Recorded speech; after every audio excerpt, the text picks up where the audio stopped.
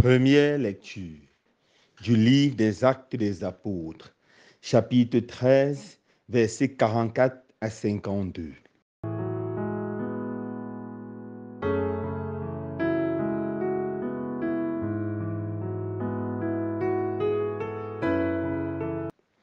Le sabbat qui suivait la première prédication de Paul à Antioche de Pisidie, presque toute la ville se rassembla pour entendre la parole du Seigneur.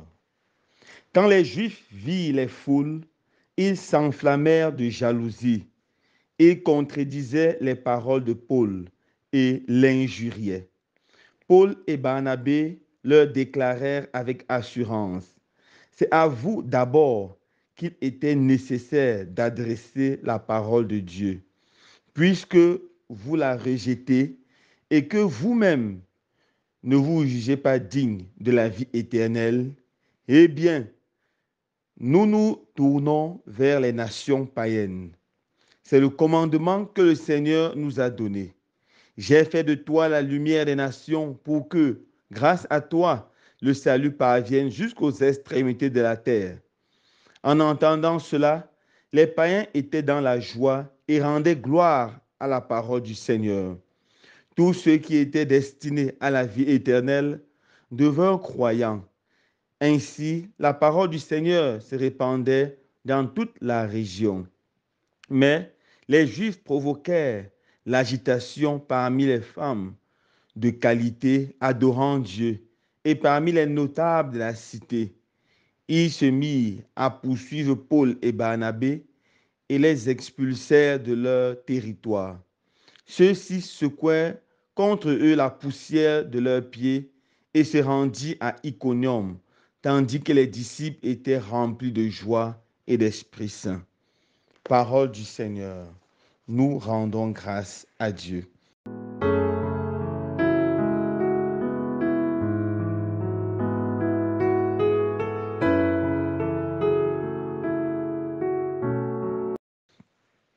Chers frères et sœurs bien-aimés, dans la première lecture de ce jour, Saint Luc nous rapporte une scène qui a poussé à l'évangélisation des païens dans la ville d'Antioche de Pisidie. Paul arrive et va prêcher la bonne nouvelle, comme d'habitude, tout d'abord aux Juifs. Ceux-ci refusent d'écouter la parole qui vient de Dieu et refusent de s'ouvrir à la foi. Ils refusent de saisir l'opportunité que le Seigneur leur donne, d'écouter sa parole, d'ouvrir leur cœur à la foi et de devenir chrétiens. Alors, lorsqu'ils refusent d'écouter la parole, Paul se tourne et va prêcher la bonne nouvelle du Seigneur aux païens. Ceux-ci saisissent l'opportunité, écoutent attentivement la parole de Dieu, se laissent toucher et transformer, accueillent la foi, deviennent chrétiens. Et une fois devenus chrétiens, la joie de l'évangile remplit leur cœur. La paix qui vient de Dieu remplit leur âme. Ils sont heureux. Ceux-ci ont saisi l'opportunité. L'opportunité d'écouter la parole de Dieu. L'opportunité de se convertir. Et maintenant, ils sont heureux et ils vivent en Christ. Mon frère, ma soeur, toi qui m'écoutes ce jour, est-ce que tu connais, saisi l'opportunité que le Seigneur te donne? Dans la vie de chaque homme, Dieu donne des opportunités sur tous les plans. Premièrement, sur le plan spirituel. Dieu donne à chaque être humain l'opportunité d'écouter sa parole, l'opportunité d'écouter un conseil qui vient d'une personne religieuse. Est-ce que nous saisissons ces opportunités? Par exemple, chacun nous avons l'opportunité d'écouter la parole de Dieu. Est-ce que nous saisissons cette opportunité pour nous amender, pour nous corriger, pour devenir des meilleures personnes? Nous suivons des exhortations qui nous invitent à retourner à la parole de Dieu. Est-ce que nous saisissons ces opportunités pour avoir notre Bible, pour apprendre à la méditer? Est-ce que nous saisissons ces opportunités? Beaucoup de personnes n'auront pas la chance d'écouter la parole de Dieu chaque jour. Beaucoup de personnes ne vont pas avoir ces chances. Mais parmi ces personnes, il y a certaines qui écouteront cette parole une fois et vont saisir cette opportunité et deviendront immédiatement chrétiens.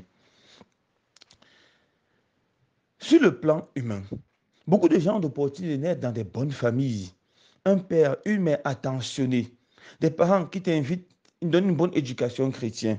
Est-ce que nous saisissons ces opportunités pour être une bonne personne? N'oublions pas que, non loin de nous, il y a des personnes qui n'ont pas eu la chance que nous avons d'avoir des parents chrétiens, d'avoir des parents attentionnés qui payent leurs études. Mais à la moindre occasion, lorsqu'ils ont trouvé une personne, un ami, qui leur a donné la chance d'aller à l'école, ils ont saisi cette opportunité et ils sont devenus des personnes extraordinaires. Beaucoup de personnes dans le chômage, alors qu'elles ont eu nombreuses opportunités dans leur vie, d'opportunités de faire ceci et de faire cela, et n'ont pas saisi d'opportunités. La plupart des personnes qui sont riches aujourd'hui, ce ne sont pas des personnes extraordinaires, mais des personnes qui ont pu saisir leur opportunité. Le Seigneur donne à chacun un moment de sa vie une opportunité. Retournons au texte des apôtres. Lorsque les Juifs refusent de saisir leur opportunité et se rendent compte que les païens ont saisi cette opportunité, ils deviennent jaloux contre les païens et font tout pour faire périr Paul. La jalousie vient souvent du fait que nous n'avons pas saisi notre opportunité et que nous voyons un frère, un ami, un camarade, un voisin saisir cette opportunité.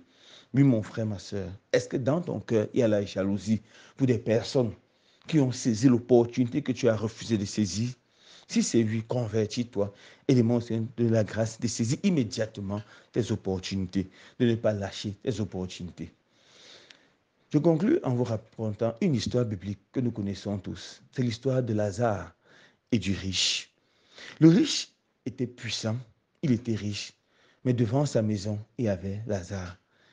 C'était l'opportunité que le Seigneur lui donnait de pouvoir aller au ciel, de pouvoir faire le bien à son frère et en faisant le bien, à gagner le paradis, à gagner le ciel.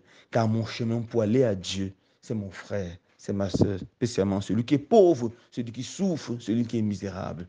Mais ce riche n'a pas pu saisir cette opportunité. Il n'a jamais regardé le pauvre Lazare. Il n'a jamais eu pitié du pauvre Lazare. Après sa mort, il se retrouve en enfer. Et lorsqu'il pleure, Abraham lui rappelle, quand tu étais vivant, tu avais l'opportunité de faire le bien. Tu n'as pas fait le bien. Maintenant, c'est trop tard. J'espère que un jour, Abraham ne parlera pas comme ça pour chacun et chacune d'entre nous. J'espère que nous allons saisir toutes les opportunités que le Seigneur donnera pendant cette journée et pendant le reste de nos jours pour faire le bien, rien que le bien. Et par ce bien, nous allons gagner le ciel, gagner le paradis.